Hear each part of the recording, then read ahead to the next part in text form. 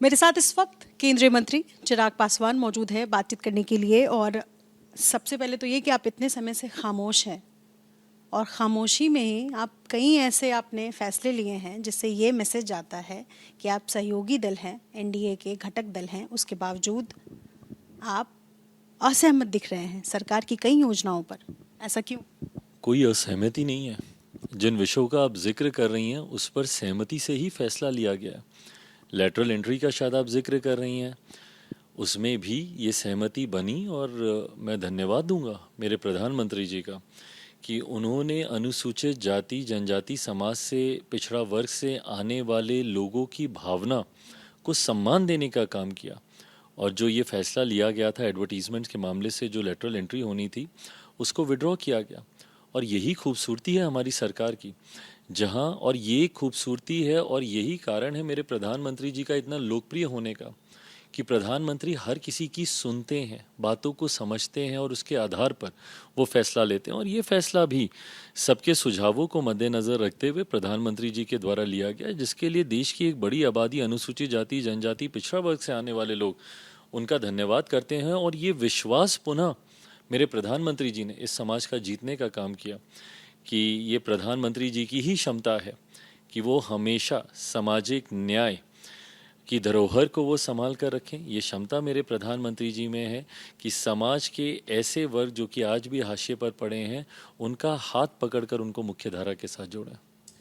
आप प्रधानमंत्री के काम की तारीफ कभी भी आप करना नहीं भूलते हैं। दूसरी तरफ वक्फ बोर्ड का मामला हो या क्रीमी लेयर का मामला हो या फिर रिसेंट में मैं मिस कर रही हूँ कि एक और मसला था जिसमें आपने सरकार का विरोध, हाँ, लेटरल एंट्री को लेकर के, यूपीएससी लेटरल एंट्री को लेकर, उस तीनों में आपने सरकार का समर्थन नहीं किया है, विरोध किया है।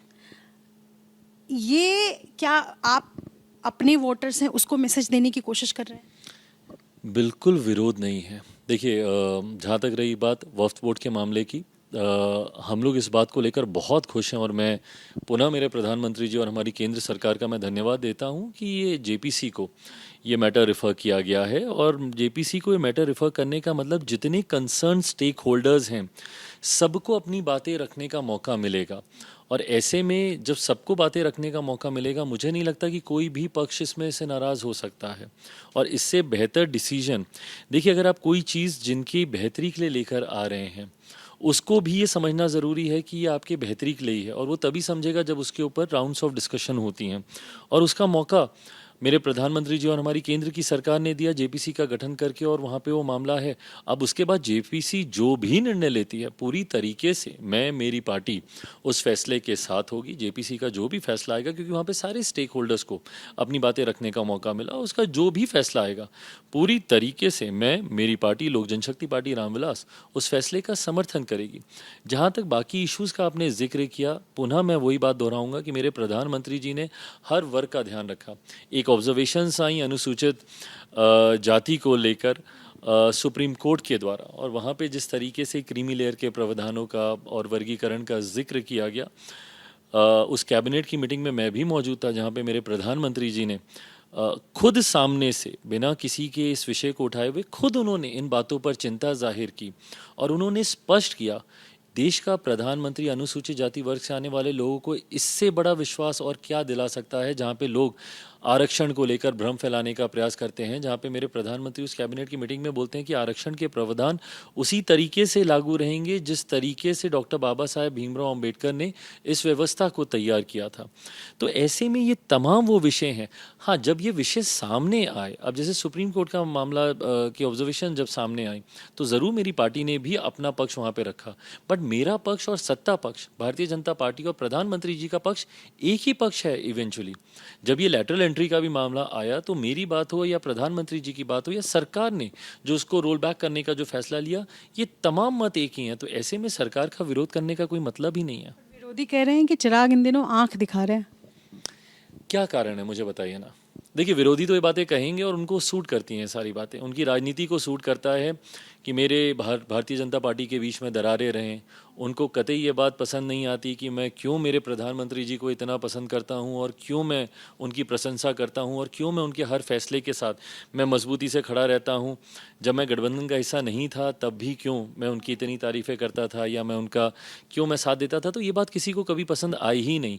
और वो विरोधी हर संभव प्रयास करते हैं कि किस तरीके से किसी भी तरीके से मेरे और मेरे प्रधानमंत्री के बीच में दरार आए। पर निधि, इस बात को मैं स्पष्ट कहता हूँ कि दुनिया की कोई ताकत नहीं है जो मेरे और मेरे प्रधानमंत्री के इस रिश्ते को तोड़ सके।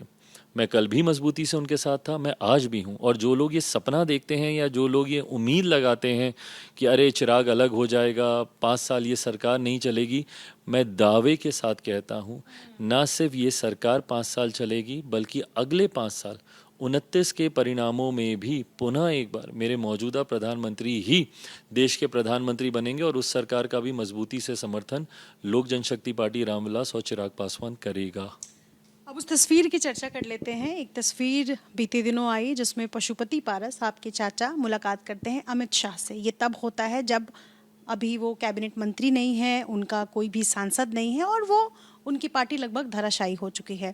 पशुपति पारस ने कल एबीपी न्यूज़ को इंटरव्यू दिया जिसमें उन्होंने कहा कि अमित शाह ने उनको वादा किया है कि वो उनको इस बार विधानसभा चुनाव में सम्मान देंगे और सहयोग करेंगे। वो एनडीए का अभिन्न हिस्सा है और आगे भी रहेंगे। क्या कहेंगे इस पर?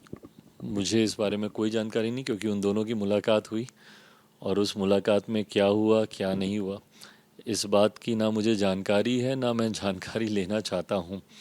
आज की तारीख में जो एनडीए में 5 दल हैं वो मजबूती से सरकार के साथ हैं, सरकार चला रहे हैं और आने वाले विधानसभा की चुनाव, आने वाले बिहार विधानसभा चुनाव के मद्देनज़र हम लोग मिलकर तैयारी करेंगे। अगर आपका सीट शेयर कर दिया जाता है तो? ऐसा होगा तो क्या होगा, वैसा होगा तो क्या होगा, all these are hypothetical questions, will cross the bridge when it comes. एक आखिरी सवाल जो उन्होंने कहा कि एनडीए को पता होना चाहिए कि कौन सा उनका असल सहयोगी है, असली सहयोगी है, कौन बुरे समय में साथ देता है। ये बुरा समय क्या मैसेज देने की कोशिश है? बिल्कुल सही बात है, ये समझ में आना चाहिए कि एक ऐसा सहयोगी जो गठबंधन का हिस्सा नहीं भी था तब भी आपके साथ था, एक ऐसा सहयोगी जो हर विपरीत परिस्थिति में अपने प्रधानमंत्री के साथ मजबूती से खड़ा रहा, तैश में आकर इस्तीफा नहीं दिया, गुस्से में आकर ऑल्टरनेटिव अलायंस के पास नहीं गया, तो ये बात तो समझनी चाहिए। अमित शाह ने मुलाकात क्यों? आपको क्या मैसेज? हमारे देश के गृह मंत्री हैं वो, और गृह मंत्री किसी से भी मुलाकात कर सकते हैं, इस पे कोई रोक टोक तो नहीं है। पर हर मुलाकातों के राजनीतिक मायने ही निकाले जाएं, ये भी उचित नहीं है। मतलब इसके कोई राजनीतिक मायने नहीं? मुलाकातें तो लोकसभा से पहले भी हुई थी, राजनीतिक मायने तो नहीं निकले। But having said it all, मेरी चिंताओं में ही नहीं है ना ये। आज की तारीख में मेरे पास मंत्रालय को लेकर बड़ी जिम्मेदारी है। आगामी बिहार विधानसभा चुनाव के मद्देनज़र हमारे गठबंधन को मजबूती देने को लेकर बड़ी जिम्मेदारी है, तो ऐसे में ये तमाम विषय मेरी चिंता में ही नहीं है। एक और खबरें आ रही है कि चिराग पासवान अपने सांसदों से बातचीत नहीं कर रहे हैं, ऐसा कुछ है क्या? ये मैं तस्वीरों के माध्यम से ही मैं इस बात को मैं साबित कर सकता हूँ। अभी not even a week back मेरी मुलाकात, मुझे पुनः राष्ट्रीय अध्यक्ष चुना गया मेरी ही पार्टी का। उसमें कौन मौजूद थे? मेरी पार्टी के तमाम सांसद उसमें मौजूद थे। उन्होंने ही, उनकी सहमति से ही मुझे पुनः पार्टी का राष्ट्रीय अध्यक्ष चुना गया।